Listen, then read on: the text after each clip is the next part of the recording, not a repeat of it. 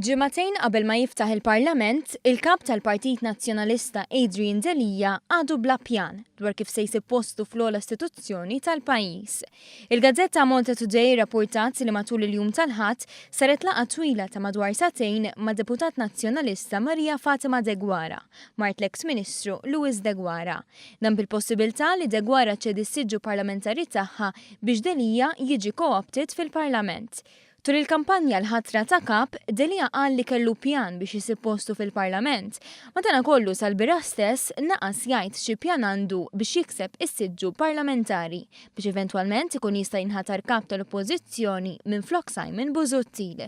Delija ġielet bħala kap tal-Partit Nazzjonalista bi 52% tal-voti tat-tesserati, differenza ta' ftit aktar minn 800 vot mid-deputat nazzjonalista Chris Said.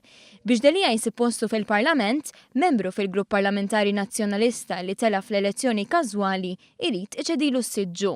Is-Sinjura Degwara ġiet eletta fuq il-11 distrett wara li l-Whip Nazzjonalista David Aġus ċeda s-siġġu tiegħu fuq dan id-distrett.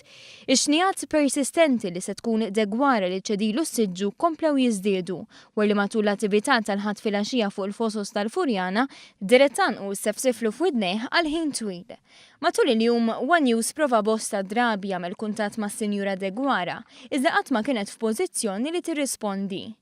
Intant, mistoqsija x'se tkun il-pożizzjoni tal-Partit Demokratiku fuq il-kwistjoni tas-siġġu, id-deputata nazzjonalista Marlene Farrugia, li kienet parti mill-koalizzjoni ta' konfużjoni tal-kap tal-Oppożizzjoni Simon Busuttil, qalet li lil Delija lesta tagħtih kemm irid siġġijiet mill-kċina tagħha biex jintefa' mal-mejda iqgħad tal-ħaxix għall-kawlata. Waqt li sostniet li siġġijiet tal-Parlament minn għandhom mhux se jieħdu żgur.